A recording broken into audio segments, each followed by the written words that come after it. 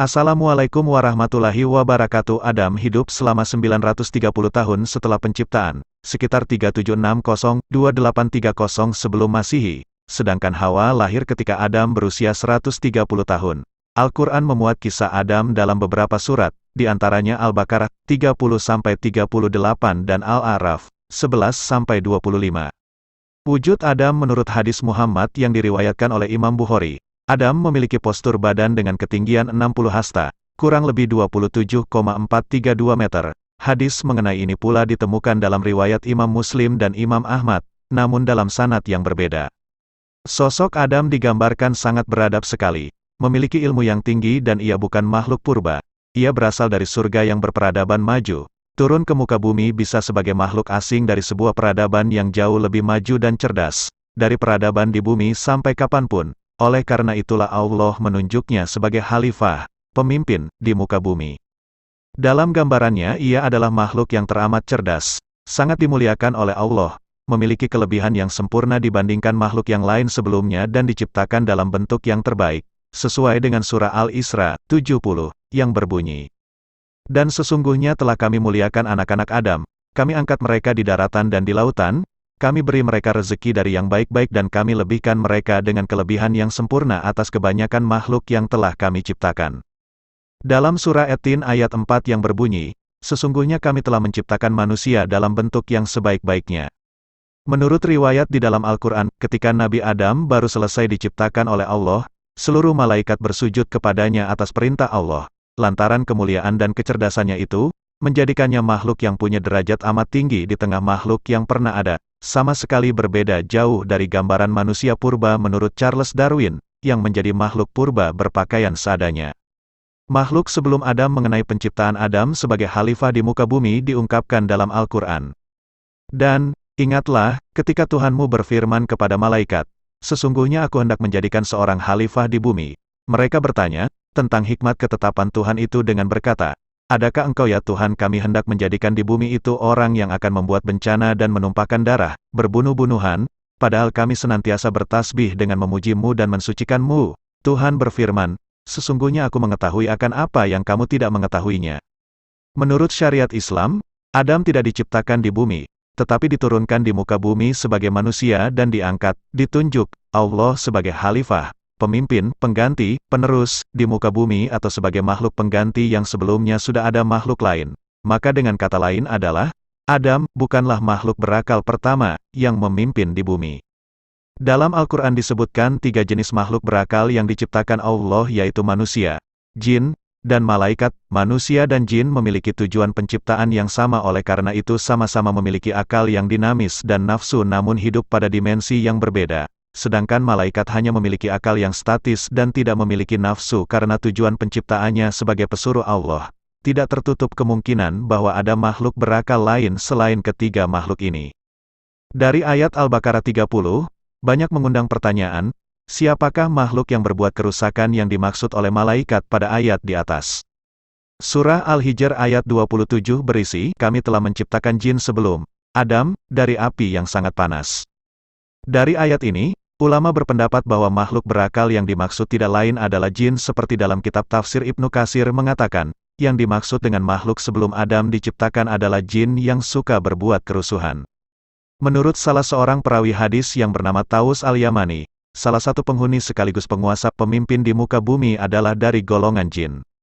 Penciptaan Adam setelah Allah menciptakan bumi, langit, dan malaikat.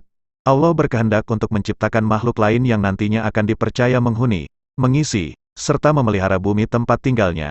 Saat Allah mengumumkan para malaikat akan kehendaknya untuk menciptakan manusia, mereka khawatir makhluk tersebut nantinya akan membangkang terhadap ketentuannya dan melakukan kerusakan di muka bumi. Berkatalah para malaikat kepada Allah, mengapa engkau hendak menjadikan khalifah di bumi itu orang yang akan membuat kerusakan padanya dan menumpahkan darah? Padahal kami senantiasa bertasbih dengan memuji engkau dan mensucikan engkau. Al-Baqarah 2-30. Allah kemudian berfirman untuk menghilangkan keraguan para malaikatnya. Sesungguhnya aku mengetahui apa yang tidak kamu ketahui. Lalu diciptakanlah Adam oleh Allah dari segumpal tanah liat yang kering dan lumpur hitam yang dibentuk sedemikian rupa. Setelah disempurnakan bentuknya, maka ditiupkanlah roh ke dalamnya sehingga ia dapat bergerak dan menjadi manusia yang sempurna. Kesombongan iblis saat semua makhluk penghuni surga bersujud menyaksikan keagungan Allah itu.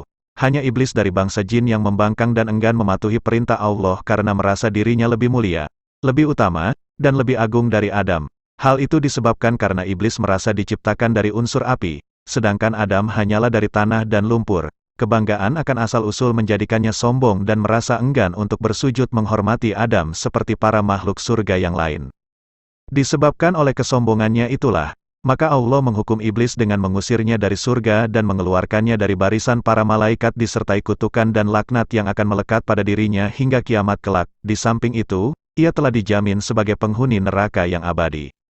Iblis dengan sombong menerima hukuman itu dan ia hanya memohon kepada Allah untuk diberi kehidupan yang kekal hingga kiamat. Allah memperkenankan permohonannya itu. Iblis mengancam akan menyesatkan Adam sehingga ia terusir dari surga. Ia juga bersumpah akan membujuk anak cucunya dari segala arah untuk meninggalkan jalan yang lurus dan menempuh jalan yang sesat bersamanya. Allah kemudian berfirman bahwa setan tidak akan sanggup menyesatkan hambanya yang beriman dengan sepenuh hati. Pengetahuan Adam Allah hendak menghilangkan pandangan miring dari para malaikat terhadap Adam dan meyakinkan mereka akan kebenaran hikmahnya yang menyatakan Adam sebagai penguasa bumi. Maka Allah memerintahkan malaikat untuk menyebutkan nama-nama benda. Para malaikat tidak sanggup menjawab firman Allah untuk menyebut nama-nama benda yang berada di depan mereka dan mengakui ketidaksanggupan mereka dengan mengatakan bahwa mereka tidak mengetahui sesuatu pun kecuali apa yang diajarkannya. Adam lalu diperintahkan oleh Allah untuk memberitahukan nama-nama benda itu kepada para malaikat dan setelah diberitahu oleh Adam, berfirmanlah Allah kepada mereka bahwa hanya Allah lah yang mengetahui rahasia langit dan bumi serta mengetahui segala sesuatu yang nampak maupun tidak nampak.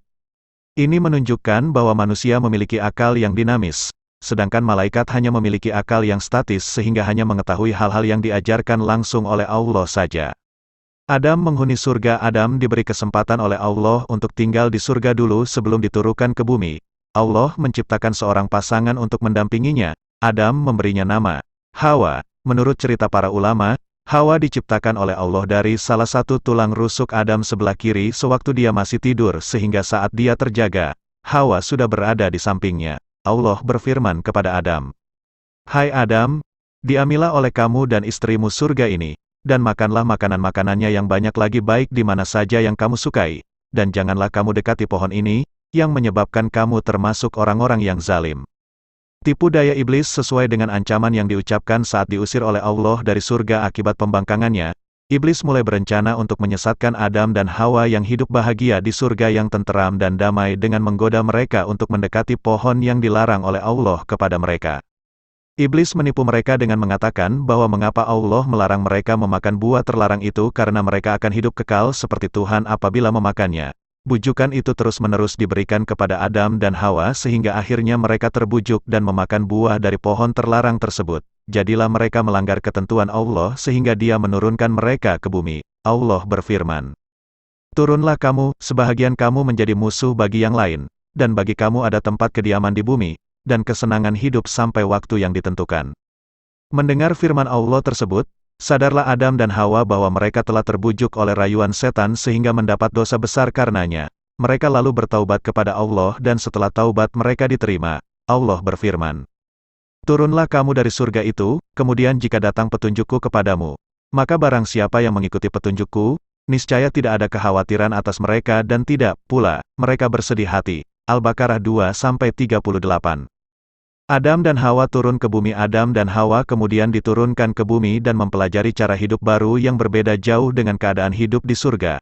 Mereka harus menempuh kehidupan sementara dengan beragam suka dan duka sambil terus menghasilkan keturunan yang beraneka ragam bentuknya. Menurut kisah, Adam diturunkan di Sri Lanka, di puncak Bukit Sri Pada, dan Hawa diturunkan di Arabia. Mereka akhirnya bertemu kembali di Jabal Rahmah di dekat Mekah setelah 40 hari berpisah. Setelah bersatu kembali, konon Adam dan Hawa menetap di Sri Lanka, karena menurut kisah daerah Sri Lanka nyaris mirip dengan keadaan surga. Di tempat ini ditemukan jejak kaki Adam yang berukuran raksasa. Sekian, terima kasih, sampai jumpa lagi di vlog berikutnya.